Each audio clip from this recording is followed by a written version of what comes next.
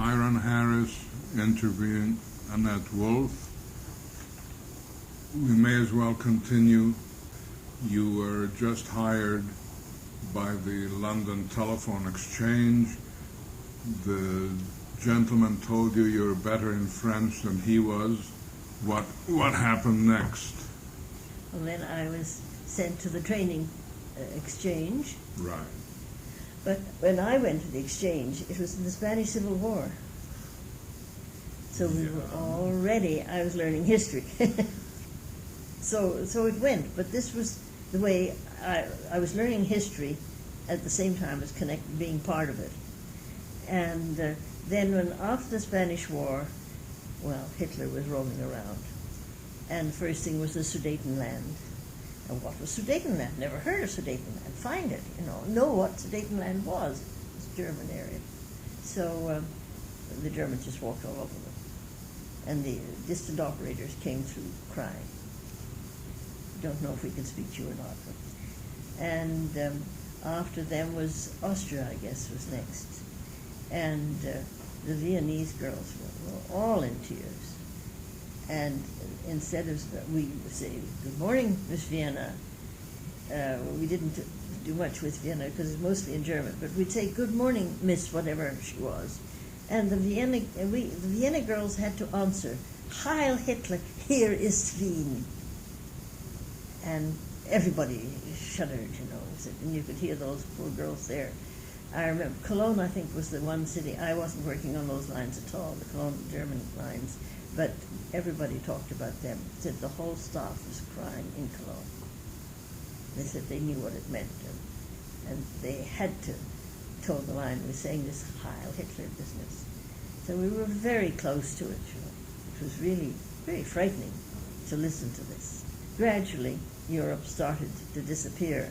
And then in August 1939, we knew the Germans were on the gates of Poland. And we knew that that would be the final signal.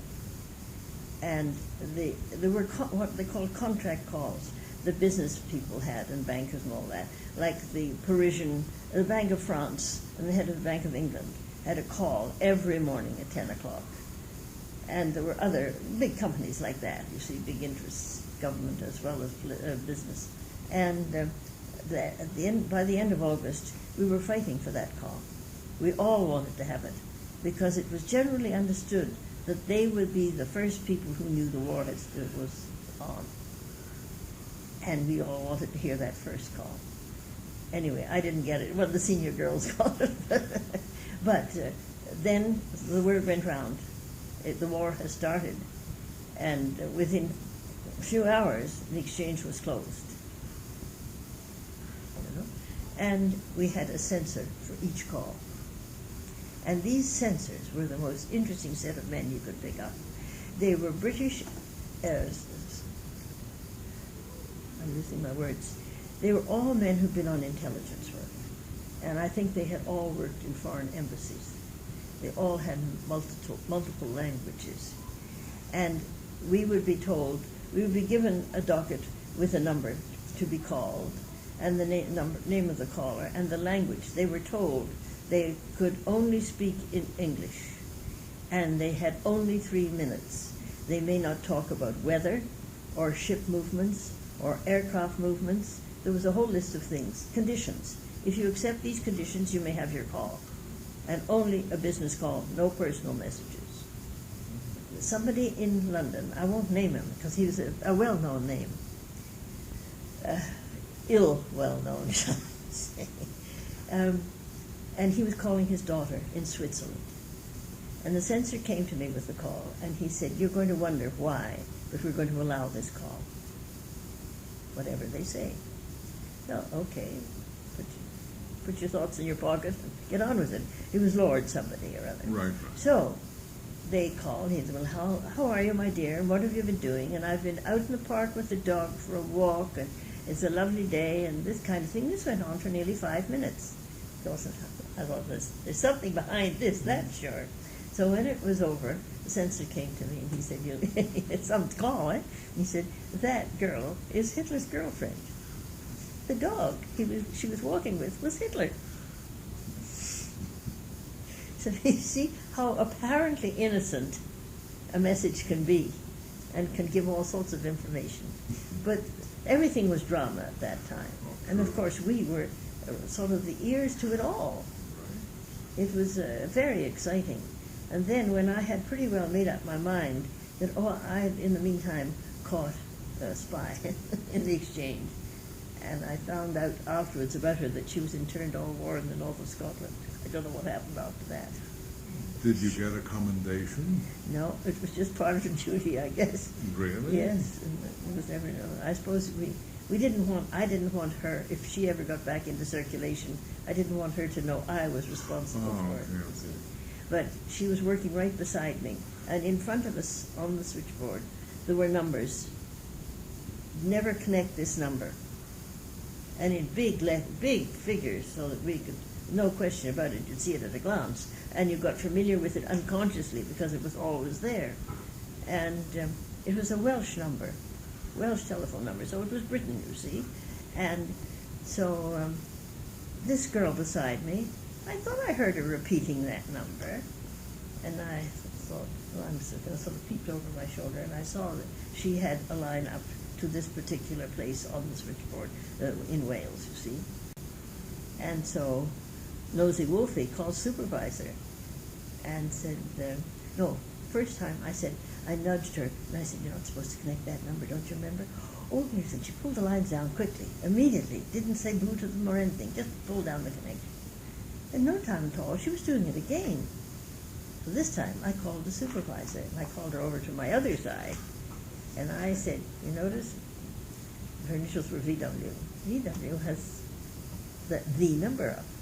So she went to her and she said, and the supervisor pulled down the connection and said, you know we're not supposed to connect that. She just pulled it down. Well, for a third time she put it up. I mean, she was crazy. She was not accustomed to what she was doing. Anyway, the supervisor came over on my call, and the chief supervisor came over, and she was marched away. But it was really quite interesting. But in the meantime, the first time she had done it, there was a gap between these different times. I had spoken to a friend, Richard Bonnet. I don't suppose he would know his name. He's a great authority on mummies and things like that. He worked for the British Museum, an archaeologist. And he was a great friend of mine. We were on committees together at the synagogue and that sort of thing. And he said to me one day, at the very beginning of all the activity, the war, what do you do if you're suspicious about anybody or anything? And I said, I don't know. I suppose I'd go to a supervisor. Have you never been told? No. No word had ever been passed around about if you're suspicious, do something about it. So Wolfie, using her noddle, said, well, what shall I do then? You tell me. And I found out he was a super intelligence department. He had about umpty languages. Anyway, he said, well, if you ever have anything like that, call me. So when this girl did the first thing that would rouse my curiosity, I phoned Richard, and he said, good, meet me for afternoon tea at the tea shop at the corner opposite Westminster Abbey, and at 4:30 when you come off duty, and we'll see what we hear about it. The next day I go again, and tall, dark, and handsome this time. He looked like a younger man, and a very, very attractive young man. And he said, Walter said, I think you, John, would be interested in what Annette has to say. So Walter said, but I'm not staying with you. I'll go off to other duties. None of his business, in other words. So John said, well, the tea shop has a tea room upstairs too. We'll go upstairs because the people of the street can watch us. You could see these men were so alert to these other things. We went upstairs and we started talking. And he said, tell me your story. Who are you? Where you come from? What is your training? What are you doing? The whole thing, my whole life story in a nutshell. And he said, I think we'd better go to my office, then I can make notes.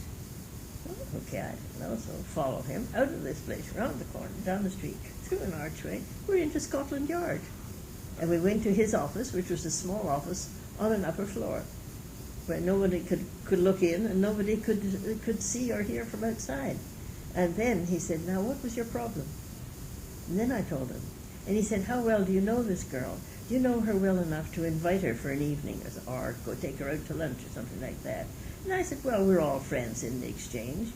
Sure, I could make a little evening. He said, is there anybody else in the exchange who'd raise a question mark? I said, there's one girl, well, she gets letters from her family, her relatives in often, and the messages are under the stamps. And we knew that was a message, a way that people were using. And he said, oh, that's probably just family messages. Well, do those two girls know each other? I said, oh, yes, they often see them together. Well, bring her along. So we made a date, and he said, and I'll bring a couple of young fellows along with me. So you'll be a bunch of young friends together. You see, I'll be your boyfriend, you know, so to speak.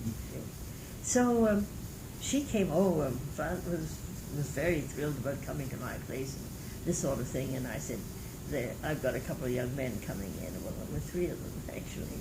John, and he brought two others along. And one was an Irishman. Anyway, I was busy talking with the Irishman and the other boy when John was in no time just cornered with Miss V.W. And I realized they were talking German. And then when it was time to make tea, she said, let me go to the kitchen and help you make tea. And she said, I hope he's not your boyfriend, number one. He's so charming. And he's asked if he may take me out. And I said, no, he isn't number one. So she said, may I accept? And I said, sure, accept.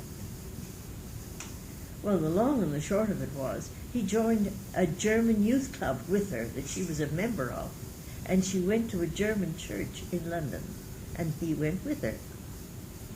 Of course, she was thrilled to the core. This handsome young man was taking her out, because she wasn't the best-looking girl in the crowd. And he got all kinds of information, apparently, from her, in all her innocence.